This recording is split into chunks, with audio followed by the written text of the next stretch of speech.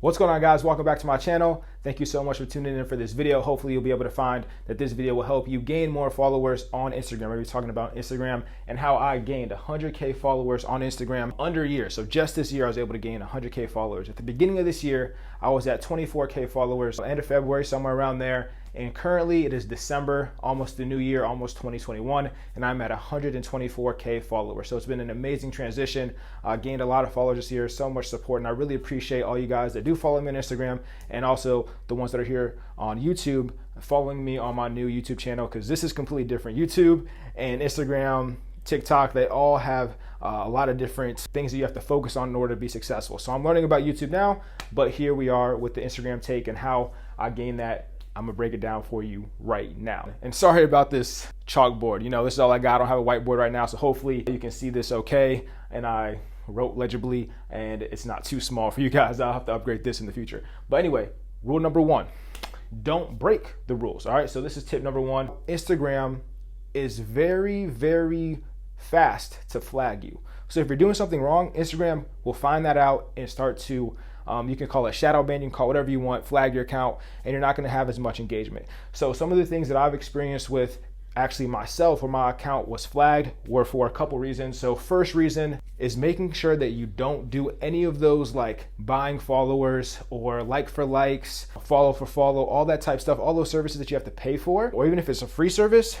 don't use those services. Instagram has been able to figure out a way to detect that and actually flag your account for doing those things. Even engagement groups. In the past, those things were successful, but now Instagram is on top of it and they know what's going on. I don't know how, many people don't know how, but I know I've experienced it myself. A couple years ago, like 2016, I was using the whole like for like thing. And then all of a sudden, Instagram shut that down. My account was flagged for a little bit.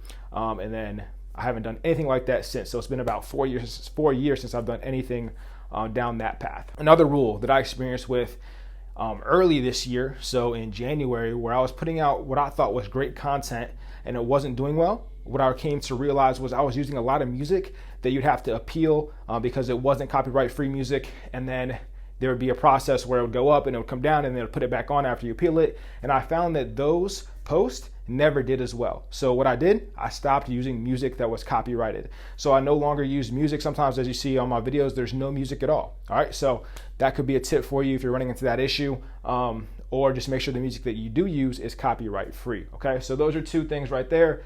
A third one that I also personally experienced was using a VPN. So if you don't know what a VPN is, a VPN is just a way that kind of, if you have a VPN app on your phone, you can download it, set it to a certain location, and it'll show that your IP, or I'm not too technical on these terms, it'll show that you're in a different location essentially. And that way you can get on Instagram if you're in somewhere like China, where I was at, where they don't allow you to use Instagram. So you have to use a VPN and set that to a location like somewhere in the United States, or I had a couple locations in Canada that would allow you to actually get onto Instagram and YouTube and other social media platforms that were blocked in China. It looks really spammy if you're going to be having your location pop up in different areas. Whenever you log in, it's showing that you're logging in from Canada, showing that you're logging in from the United States, showing that you're trying to log in China. So all these different locations, Instagram's going to catch on to that and think that it is very spammy. So try to avoid that as much as possible. Moving on to the second point here, which these points, first is most important, second most important, third most important, fourth most important. All right. So second most important point here is the frequency of your content. So I found that after I started posting every single day, so sometimes I miss a day, but I almost post every single day. Once I started doing that, I really started to gain traction, get more and more followers. And what I think happened was the more you post, the more likely that one of those posts are going to do well and one of the posts are going to show you on the Explore page. So if you're not breaking any rules and you're posting frequently and your content is pretty good, one of those posts are going to hit the Explore page and do well, and they'll start to gain traction from there. So make sure you guys are posting as frequently as possible. I know it can be hard in other niches, but you know, in fitness, if you're working out every day, just post what you're working out like I do. So make it easy. Number 3, delivery of the content. Okay, so what I mean by this is, again, let's go back to the fitness industry, right? If I'm doing a bicep curl in a fitness video, how many other people, guys, girls, it doesn't matter, how many other people are doing bicep curls in their videos too? millions of people are doing bicep curls and talking about it and doing a video about it. So how is yours going to be different from others? The delivery of it. And what I do is I keep it simple. I have a really good cover photo. So no matter what, when you click on my video, the cover photo is going to look great. It's going to be an interesting cover photo, just like on YouTube with the thumbnails, and they're going to click on it. And even though it's a bicep curl, they clicked on mine over someone else's that was like had a cover photo where they're not fully in frame. You can't see their full body and things like that. So make sure your cover photos are on point. And I also use a Sony a7 III camera with different type of lenses so that my quality and my content actually pops a little bit differently. It has a lot of blurring out the background in my content. That way people look at it more unique. Oh, this is different. This is unique. And they want to follow it even though I'm just doing a bicep curl like the next guy. Moving on to point number 4, which is quality of content. So with this one, it can be kind of mixed in with the delivery of the content, but you want to think about quality of the content is what are you actually delivering? Are they going to be wanting to save this content? Do they want to share this content? Or are they just going to scroll right past it, right? So going back to my Instagram, I post mostly just workout videos of what I do every day. So that has value because people can save it, they can share it, they can comment, tag their friends because other friends might want to do it. And also another thing I noticed is that my videos do way better than photos. And I think that's because it has a little bit more merit. There's more value someone can see from a video over most photos, right? So if you have a video, again, they're gonna be more likely to share it. They're gonna be more likely, maybe not to share it, but they're gonna be for sure more likely to save it because they can use it. Probably more likely to share it too if they wanna show a friend. And yeah, so I just noticed that pictures don't do as well for me. They almost get less than half the engagement as my videos do. So that might be something you want to experiment with and see how your following takes to doing more videos if you do mostly photos. But I think that increases my quality because it increases the value of each post. Going on to some other tips here, which I find are going to be useful for you. Use your insights. So I believe you may have to have a business account in order to be able to view your insights. I could be wrong because I've had a business account for so long, I don't even know what the just normal account looks like, but maybe you can view your insights on there as well. But if you're able to view your insights, you can see how your posts are doing. You can see which posts are doing better than others. You can see which ones are being saved more. You can see which ones are going to be shared more, have a better reach. So those posts, try to mimic those. Try to do more of those posts that are doing well, right?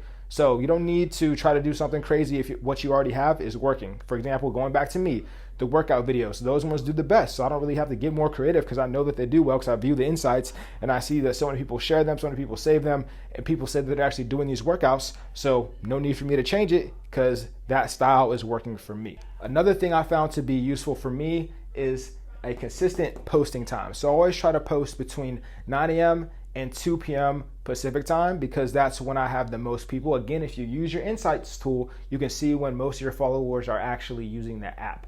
And for me, it was in between those times. So that's when I post, because if you get more traction right at the beginning of your post, that post is more likely to do well later on, right? So make sure that you look at what is going to be the best time for you to post and try to be consistent with that posting time. That way people are always ready to see your post and be excited to engage with your post, knowing that it's going to come sometime in your normal posting time. Next one here. So this one here is something I have to get better at for sure. Actually, these last two I definitely got to get better at, but this next one is talk to the camera. So I noticed that in my posts where I talk to the camera, I get more engagement, people interact with me more, and they save it more. So even if it's just a workout video, I have workout videos where I'm just working out, there might be no music or some music playing.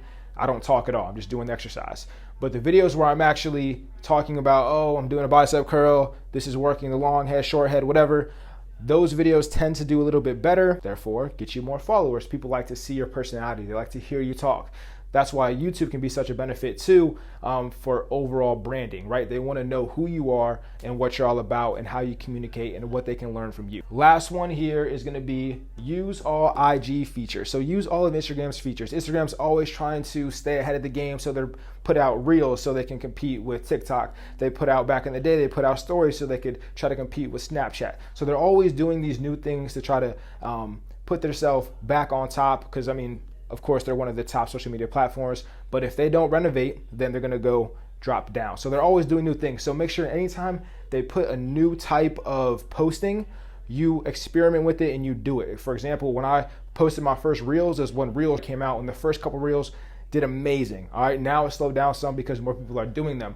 But whenever there's something new, try to utilize it and use that to your advantage, because of course Instagram is trying to show that people are using that specific feature, so they're going to show your content. If Reels is new, they're more likely to show your Reels because they're trying to push that new type of feature out there. Make sure you guys are always staying on top and checking in and being aware of what Instagram is trying to do. That way you can stay on top of the game with their newest features. All right guys, so to wrap up, again, the most important thing, don't break the rule.